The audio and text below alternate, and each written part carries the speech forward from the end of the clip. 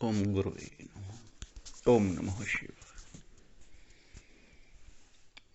आप लोग बहुत सारे ऐसे अद्भुत ज्ञानों के बारे में नहीं जानते जो आध्यात्मिक क्षेत्र में आते हैं।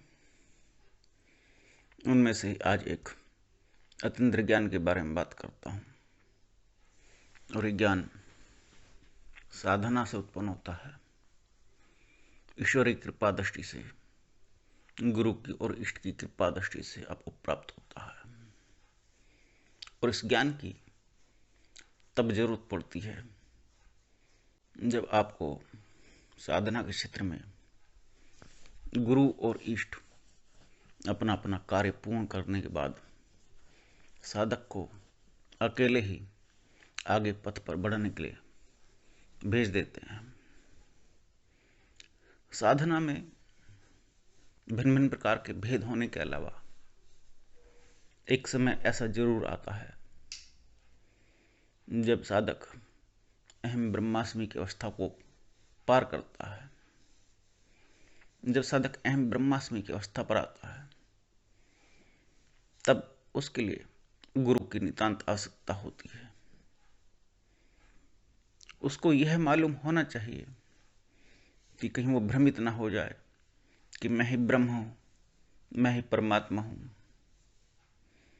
उस समय तक गुरु उसकी सहायता करता है। गुरु उसको यह अवस्था प्रदान करवा देता है। यहां तक समस्त लॉजिकल साधनाएं, तर्क वितर्क कुतर्क, समस्त प्रकार के तर्क यहां आकर पूर्ण हो जाते हैं। समस्त प्रश्न शांत हो जाते हैं।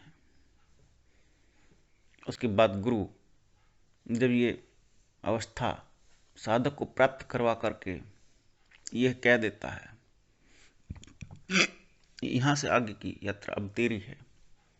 अब तू अपने बारे में और परमात्मा के बारे में जान गया। आपने समस्त साधनों में केवल अभी तक इतना जाना कि स्वयं को जानना है, सेल्फ एनालिसिस का पार्ट, अवेयरनेस,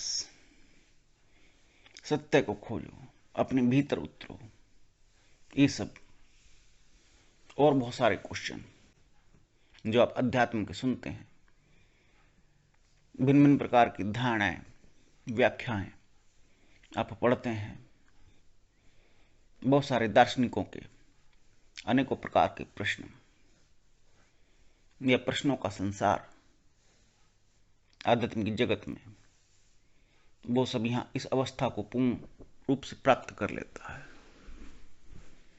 जब साधक आगे बढ़ता है इलॉजिकल साधनों में, जहां कोई लॉजिक नहीं, वहां कहीं भी कुछ भी कभी भी घट सकता है, लेकिन आगे बढ़ने के लिए एक पथ चाहिए, एक रास्ता चाहिए। वो रास्ता कैसे मिले, उस पथ पर आगे कैसे बढ़ा जाए, क्योंकि अहम ब्रह्मास्मि की अवस्था यह तो बतलाते देती है कि मैं हूं, मेरा अस्तित्व है, क्योंकि मेरे होने से ही संसार है। जब मैं ही नहीं हूं तो फिर संसार कहां, फिर किस तरह का संसार और किस तरह की साधना। अर्थात जो कुछ हूं मैं ही हूं, और मेरे होने से ही समस्त जीव जंतु जगत सब उत्पन्न है। अगर मैं ही नहीं हूं तो फिर इस ब्रह्मांड में बचता ही क्या है। जब इस तरह की अर्थात जब आप अपने आप को खोज लेते हैं, तब उसके बाद एक नई यात्रा शुरू होती है, नया पथ शुरू होता है। ऐसा नहीं कि यूनिवर्स का या ब्रह्मांड का पथ शुरू हो जाता है। यूनिवर्स के और पथ के जितने ब्रह्मांड के पथ हैं वो सब आपके अहम ब्रह्मास्मि की अवस्था तक पूर्ण हो जाते हैं। लेकिन उसके बाद का जो पार्ट शुरू होता है, एक अच्छी साधना का जो दूसरा भाग शुरू होता है, ये सिद्धियों से भी परे है और समाधि की अवस्था से भी परे है। समाधि भी बहुत पीछे छूट जाती है।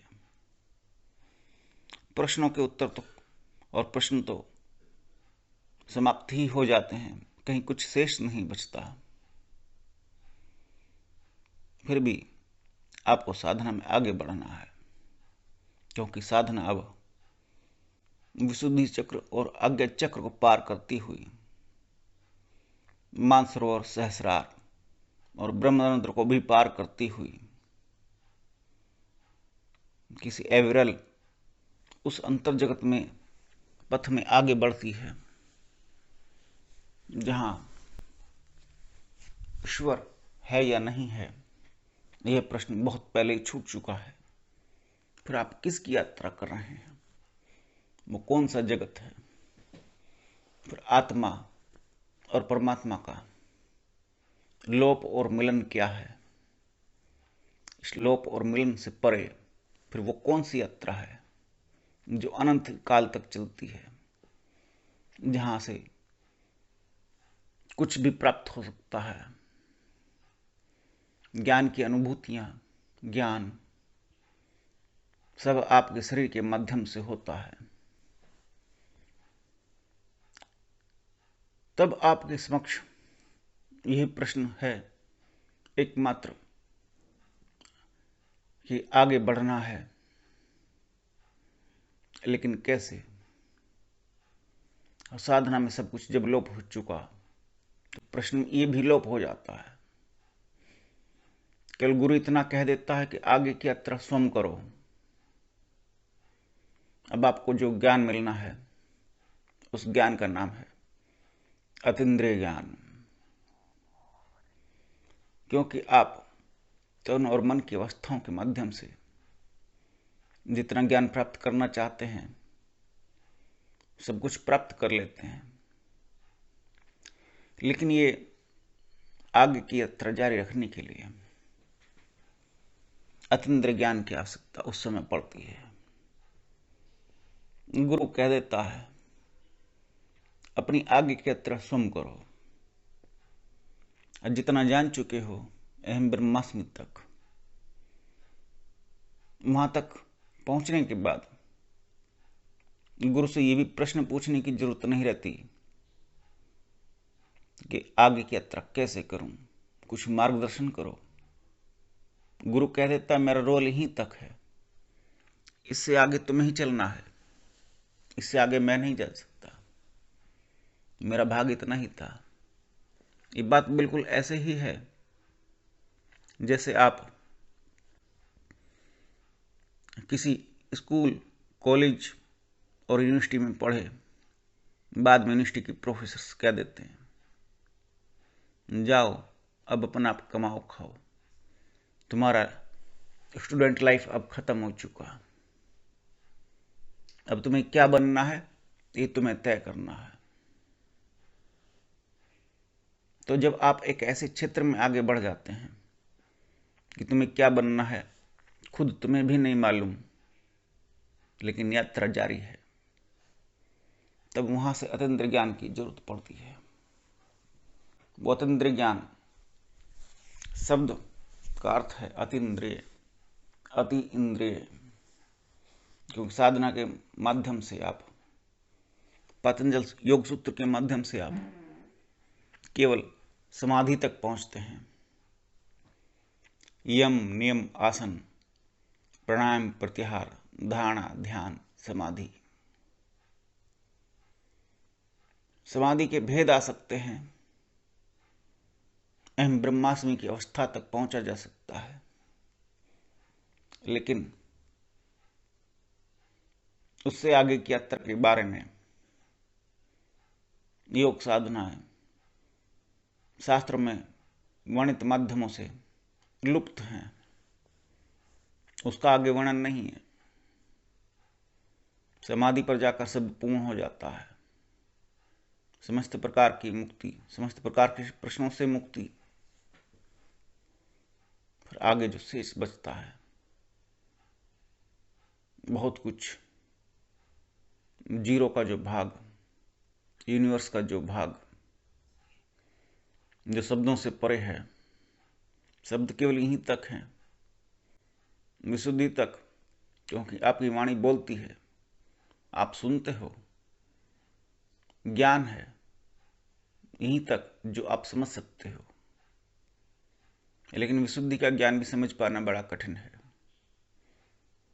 आप जब इस शब्द का अर्थ समझते हैं, अतीन्द्रिय, अति इंद्रिय, इंद्रियों की भी अति हो गई, और वो ज्ञान जब इंद्रियों की अति हो जाती है, अर्थात जब आप शरीर को पूर्ण भोग कर चुके, अर्थात शरीर का पूर्ण भोग केवल दो ही अवस्थाओं में है, सुसुप्ति और समाधि, इन दोनों में, और आप समाधि को प्राप्त कर चुके, समाधि से परे जाकर के फिर वो अतीन्द्रिय ज्ञान शरीर के पूर्ण भोग के उपरांत, अर्थात एक ऐसी अवस्था साधना की जो समाधि से परे जाती है,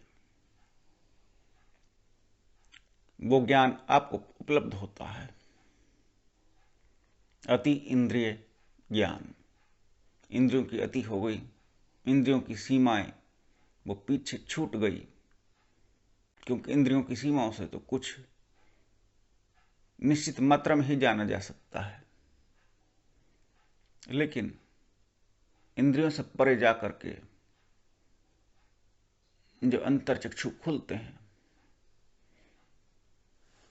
तब जो ज्ञान उत्पन्न होता है वो आगे की राह पर आपको भेज देता है। इस अतीन्द्रिय ज्ञान में आपको सांसारिक जगत में क्या लाभ हो सकता है, लेकिन पहले तो यही समझें, क्या साधना किसी की इतनी गूढ़ है जो इस अतीन्द्रिय ज्ञान को प्राप्त कर ले? इसका कोई मंत्र नहीं है। इस अतीन्द्रिय ज्ञान को पाने के लिए जब गुरु ने ही अपना पीछे छोड़ दिया तो कोई मंत्र नहीं देता, इष्ट भी पीछे रह जाते हैं। सब साधना, समस्त सूत्र सब पीछे, सभी प्रश्न समाप्त। अब जो ज्ञान उपलब्ध होना है वो अतीन्द्रिय ज्ञान, वहां रक्षा का, सुरक्षा का कोई प्रश्न नहीं। साधना में ऐवरल्यत्रा, लेकिन आप उसका सांसारिक जगत में क्या उपयोग करते हैं, ये आपके ऊपर निर्भर करता है। पहली बात तो ये, साधना इतनी गहरी होनी चाहिए कि आपको वो ज्ञान उपलब्ध हो जाए। आपने इतना अवस्था तक परिश्रम विशेष किया कि आप इस ज्ञान के लिए सुपात्र हैं, लाभकारी पात्र हैं। फिर भी आपकी जिज्ञासा के लिए मैं कह देता हूं, इस ज्ञान का सांसारिक जगत में जो उपयोग हो सकता है वो किसी भी प्रकार के कन्फ्यूजन को दूर करने के लिए हो सकता है, और प्रयोग किया जाता है, क्योंकि साधक यात्रा के अलावा सांसारिक जीवन भी जीता है, मिलने जुलने वाले लोगों के बीच में भी रहता है, और बिना कहे ही वो इस अतीन्द्रिय ज्ञान का उपयोग करता है। वो कैसे? ज्ञान जब पुस्तकों में नहीं है, जो ज्ञान कंफ्यूजन क्रिएट करता है, लाइक ज्योतिष, लाइक ध्यान।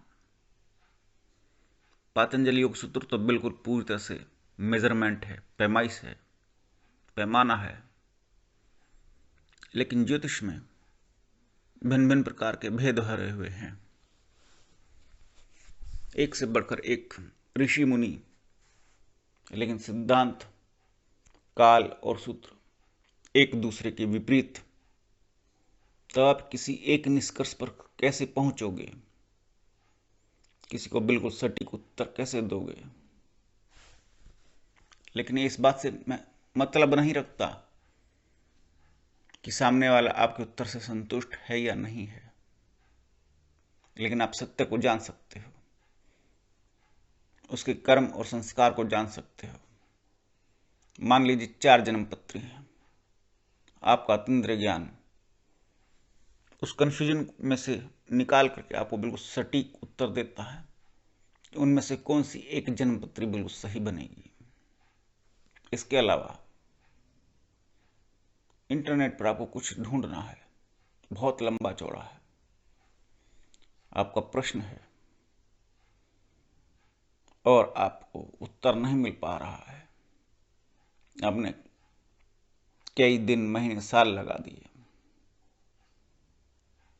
लेकिन अतीन्द्र ज्ञान आपको बिल्कुल तीक्ष्ण धार के साथ, शार्पनेस के साथ बिल्कुल वही उत्तर ला करके आपके समक्ष प्रस्तुत कर देता है।